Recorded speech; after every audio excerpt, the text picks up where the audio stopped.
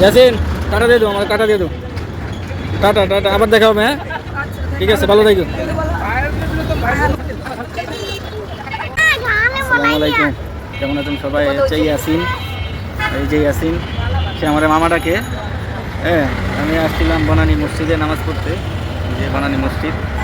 তো ওরা মসজিদের গেটে ছিল বারান্দায়, আমার ডাক দিল, মামা কেমন আছেন?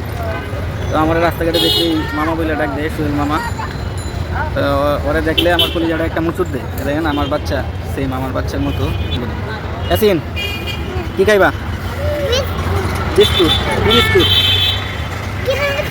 ক্রিম বিস্কুট কোন দোকানে আছে? কবে খাইছো আইসক্রিম? লাস্ট কবে খাইছো? অনেকদিন আগে। এগুলো খাও নাই? এই আইসক্রিম কখনো খাও নাই? হ্যাঁ, আজকে খাইবা? খুশি তুমি? হ্যাঁ, ইয়াসিন আর আমি আছি। তো ইয়াসিন আজকে মজা করে চকলেট খাবে, আইসক্রিম খাবে। ঠিক আছে, ওদিন তো ভাত দিয়ে দিয়েছিলাম, ভাত আর মুরগির মাংস।